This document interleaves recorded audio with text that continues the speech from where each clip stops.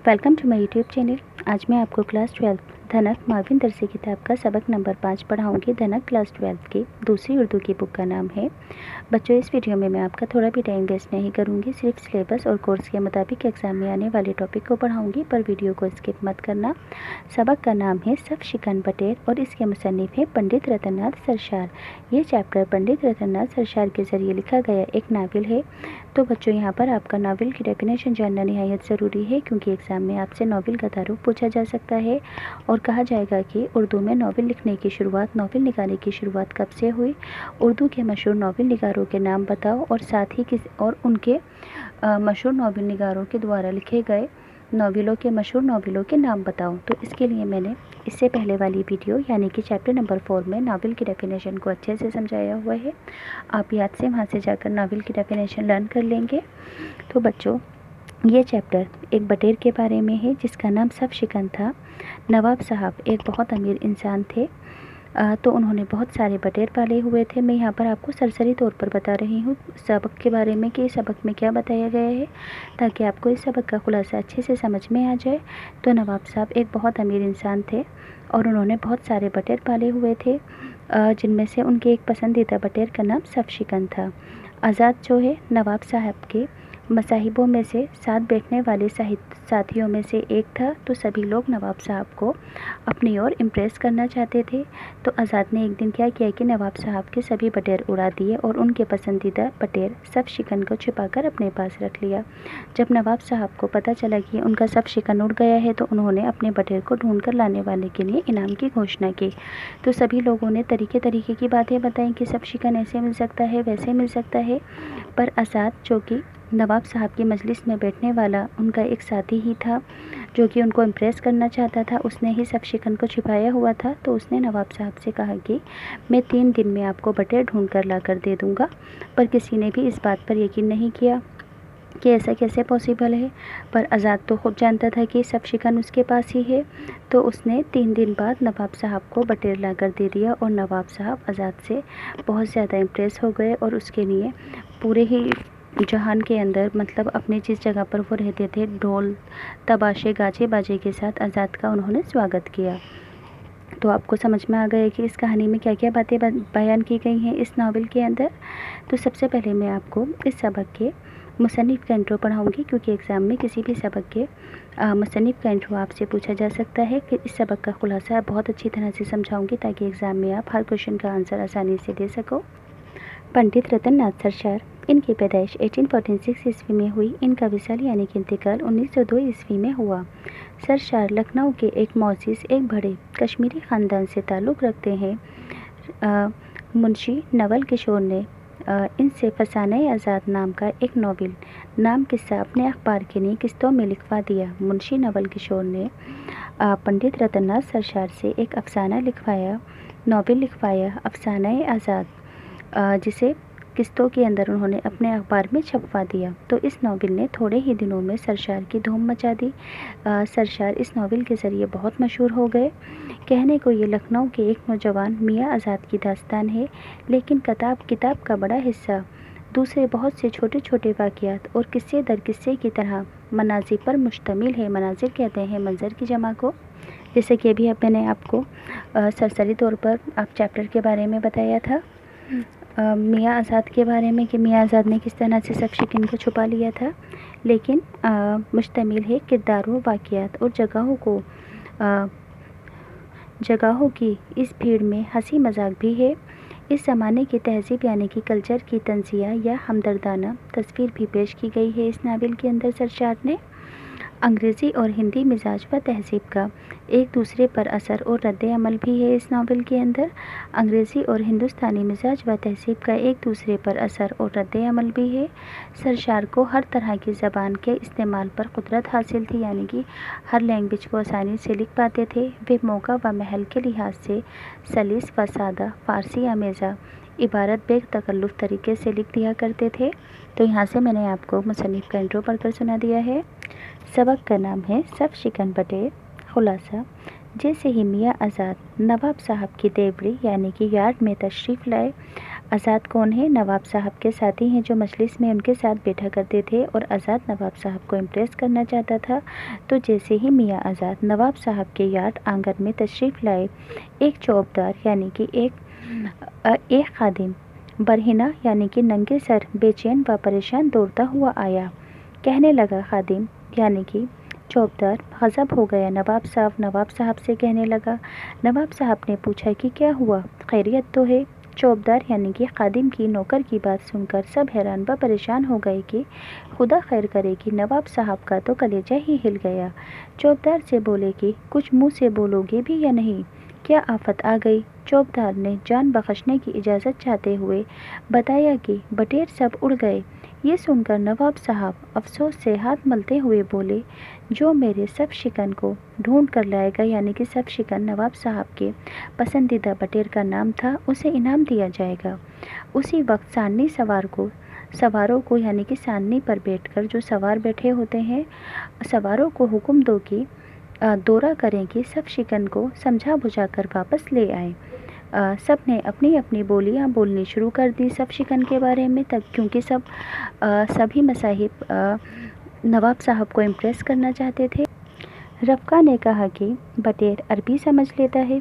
ایک نے کہا کہ اسے قرآن کے کئی پارے یاد ہیں، اسے نماز پڑھتے دیکھا ہے، یعنی کہ بٹیر کو ایسی چیزوں سے نوازا گیا، حرف شرف دیے گئے کہ جو کہ ایک بٹیر کے لیے ناممکن تھے، مگر سبھی ساتھی نواب صاحب کو امپریس کرنا چاہتے تھے، اس لیے بٹیر کی جھوٹی تعریفیں کر رہے تھے۔ تو رفقا نے کیا کہا کہ بٹیر عربی لینگویج جانتا ہے، کسی نے کہا کہ اسے قرآن کے کئی پارے یاد ہے، کسی نے کہا کہ اسے نماز پڑھتے دیکھا ہے، کسی نے کہا کہ ڈنڈ پھیلتے دیکھا ہے، اور رمضان کے مہینے میں تو اس نے ایک دانہ تک نہیں کھایا، نماز کا پابند ہے۔ میر صاحب بولے، اس کے کابک سے صبح کے وقت حک حک کی آواز آیا کرتی تھی۔ نواب صاحب کا حال بٹیر کے غم میں سب شکن کے غم میں برا تھا۔ اسی پریشانی کے عالم میں ایک شعر انہوں نے کہا۔ خوجی نے داد دیتے ہوئے کہا کہ نواب صاحب کو اس وقت تو آپ بالکل سوری کی روح پھڑک گئی ہوگی، یعنی کہ آپ نے اتنا اچھا شعر کہا ہے۔ نواب صاحب یہ بات سن کر غصے میں آ گئے اور بولے، یہاں تو جی جلا جا رہا ہے، اندر ہی اندر پک رہا ہوں، تم جو سے مفت خوروں کو کسی کے دکھ درد سے کیا مطلب؟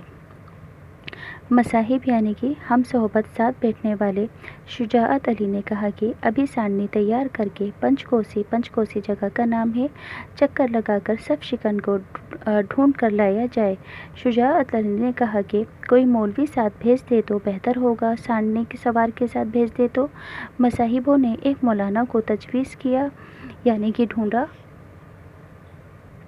مولانا نواب صاحب کی خدمت میں حاضر ہوئے۔ نواب صاحب نے مولانا سے کہا، آپ کو اس وجہ سے تکلیف دی ہے کہ میرا قرۃ العین لخت جگر نور بصر ناراض ہو کر چلا گیا ہے، بہت منطقی، مگر روزہ نماز کا پابند، منطقی یعنی کہ خوش کلام، اچھے کلام بولنے والا، اور ساتھ میں روزے نماز کا پابند، علم کا مناظرہ میں طاق اور اسرار خدائی سے واقف ہے، آپ معقول بحث کر کے اسے لے آئیے۔ مولانا نے کہا کہ وہ کیسے نادان ہیں کہ والدین سے خفا ہو گئے ہیں۔ خوجی نے کہا، مولانا صاحب وہ بٹیر ہے، مگر خوش تمیز، عارف زاہد، افت-کوش یعنی کہ نیک، منطقی ہے، جو کہ عربی لینگویج بھی جانتا ہے۔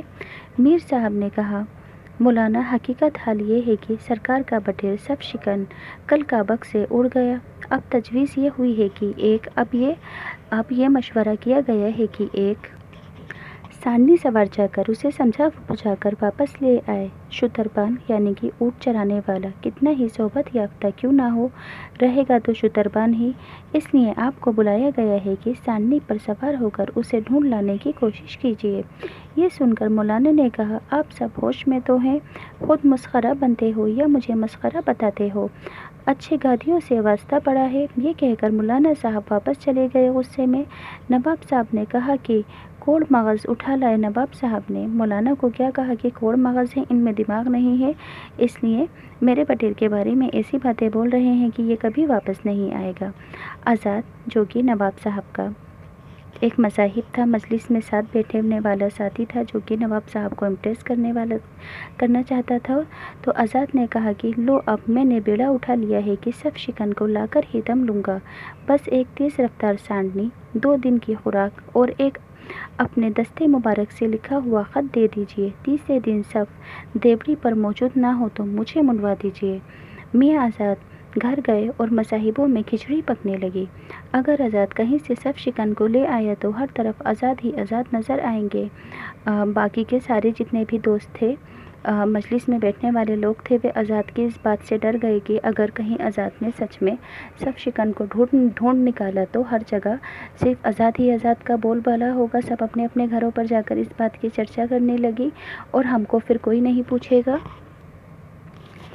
مصاحبوں نے یعنی کہ باقی دوسرے مجلس میں بیٹھنے والے ساتھیوں نے نواب صاحب کو آزاد کے خلاف بھڑکانا شروع کیا۔ دربار میں آئے ابھی 2 دن ہی ہوئے ہیں، سب نے کہا کہ اس کا یقین، اس کا اعتبار کیسا کیا جائے کہ کہیں چور اچکے یا اٹھائی گرے ہو؟ اس بات کا کیا ثبوت ہے کہ وہ سانڈی لے کر واپس آئیں گے یا گھر رفو چکر ہو جائیں گے؟ ایک خانہ برباد، خانہ بدوش آدمی کا کیا ٹھکانہ، کون اس کا پتہ لگاتا پھرے گا؟ مصاحب نے کہا کہ خوجی نے بات پتے کی کہی ہے۔ نواب صاحب نے کہا تم اٹھائے گرے اور مفت خور ہو، اس لیے سب کو اپنا جیسا سمجھتے ہو۔ آزاد کی باتوں سے اندازہ ہوتا ہے کہ وہ وزارت کے قابل ہے، تم میں سے کوئی اس کی جوتی کی پھٹ پھٹ کو نہیں پہچانتا۔ اگر آزاد سانڈنی لے کر چلا بھی گیا تو مجھے بھیک مانگنے کی نوبت نہیں آئے گی، اور پھر سب شکن پر سے لاکھوں صدقے ہیں، سانڈنی کس گنتی میں ہے؟ نواب صاحب نے غلام کے حق میں دعائیں فرما کر اسے رخصت کیا۔ میاں آزاد سانڈنی پر سوار ہو گئے اور کچھ ہی دیر میں نظروں سے اوجھل ہو گئے۔ کئی دن گزر جانے کے بعد جب میاں آزاد واپس نہیں لوٹے تو پیر و مرشد نے کہا ہم نہ کہتے تھے کہ آزاد خانہ برباد کا کوئی ٹھکانہ نہیں۔ نواب صاحب کو بھڑکانے کی کوشش کی دوسرے ساتھیوں نے، یعنی کہ دوسرے ان کے نوکر چاکروں نے۔ حضور نے ہماری بات نہ مانی، آخرکار سانڈنی بھی گئی۔ خوجی غفور باتیں کر رہے تھے، اتنے میں نواب صاحب آ گئے اور بولے تم سب بیکار کی باتیں کر رہے ہو، سانڈنی ٹکے کا جانور ہے، اگر گئی تو گئی، اس کا کیا رونا؟ رنج تو میاں سب شکن کا ہے، یعنی کہ بٹیر کا ہے، میرا ہی دل جانتا ہے کہ کلیجے پر کیسی چوٹ لگی ہے۔ بڑے نواب صاحب مر گئے تو حضور نے کیا کر لیا؟ چاچا اور دادا جان بھی چل بسے تو ہم نے کیا کر لیا؟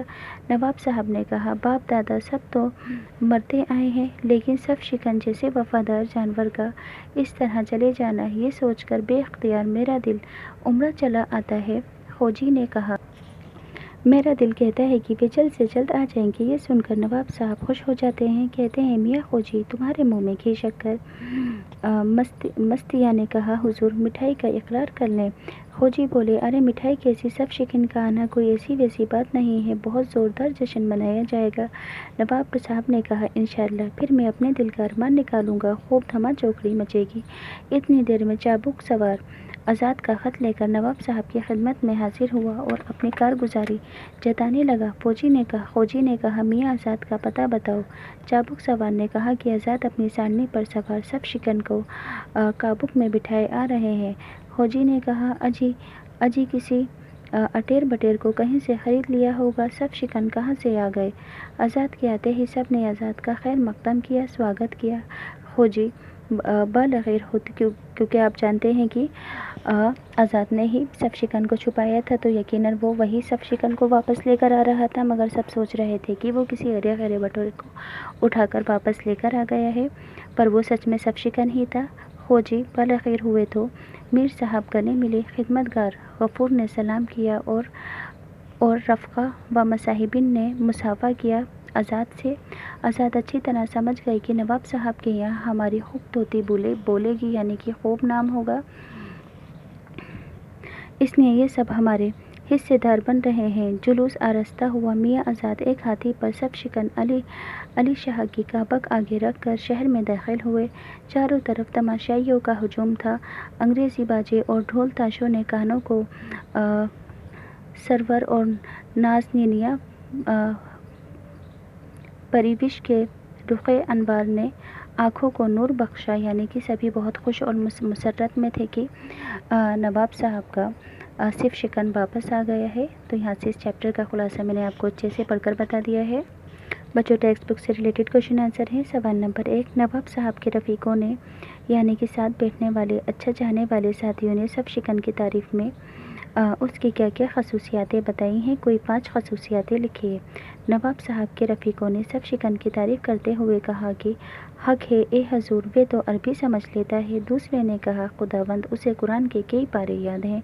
तीसरे ने कहा कसम कसम पंचरतन पाक की, मैंने उसे नमाज पढ़ते देखा है।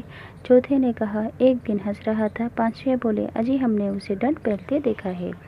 सवाल नंबर 2, मौलाना को क्यों बुलाया गया था और इस पूरे मामले पर मौलाना का रद्द अमल यानी कि क्या रिएक्शन था। जवाब, शुजाअत अली साहब से जब ये कहा गया कि अभी सांडनी तैयार हो और पंचकोसी चक्कर लगाएं, जहाँ सब शिकन मिले उन्हें समझा बुझाकर वापस ले आए, तो शुजाअत अली ने कहा कि मैं चला तो जाता हूँ मगर वे मंतक पढ़ते हैं, मेरी क्या सुनेंगे, इसलिए कोई मौलवी साथ भेजते यानी कि अरबी जानते हैं, तो वे मेरी क्या सुनेंगे, ताकि उनसे तो आपस में दलील कर सकें, बातचीत कर सकें। नवाब साहब ने मौलाना का इंतज़ाम कराया। मौलाना के तशरीफ़ लाने पर नवाब साहब ने उन्हें बताया कि मेरा कुरातुल ऐन लख्त जिगर नूर बस्र नाराज़ होकर चला गया है, बहुत मंतकी है, अच्छी खुशगवार बातें करने वाला है, इसरार खुदाई से भी वाकिफ़ है, इल्म का मनाजिर में ताक, नमाज रोज़े का भी पाबंद है। मौलाना समझे कि शायद नवाब साहब का फ़र्जिंद वालिदैन से खफा होकर, फ़र्जिंद यानी कि बेटा वालिदैन से खफा होकर चला गया है, लेकिन मौलाना को जब ये मालूम हुआ कि वे फ़र्जिंद नहीं एक बटेर है, ये जानकर मौलाना बहुत नाराज़ हुए और बहुत बुरा भला कहा और वहाँ से रुखसत हो गए।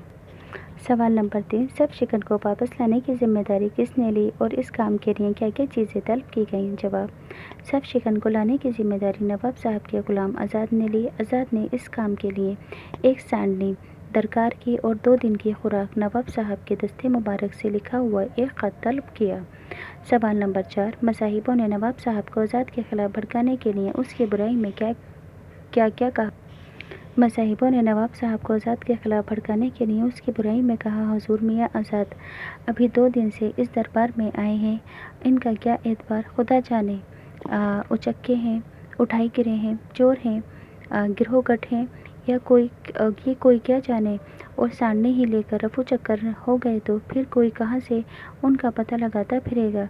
एक खाना बर्बाद, खाना बदोश आदमी का क्या ठिकाना, और वे कुछ बेधा है कि और कुछ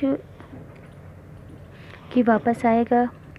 सवाल नंबर 5, सब शिकन को आज़ाद कहाँ से ढूंढ कर लाए, तफसील से बताएं। जवाब, मियाँ आज़ाद ने सब बटेरों को उड़ा दिया मगर सब शिकन अली शाह को छिपा कर रख लिया और मौका पाकर उनको निकाला और चौबदार के ज़रिए नवाब साहब को खिलवा भेजा कि सब बटेर उड़ गए। बादशाह को ये सुनकर बहुत अफसोस हुआ और सब शिकन को ढूंढ लाने के लिए इनाम मुकर्रर कर दिया। लाख कोशिश की मगर सब शिकन का कहीं पता न चला। आखिर आज़ाद ने सब शिकन को ढूंढ निकलने का बेड़ा उठाया।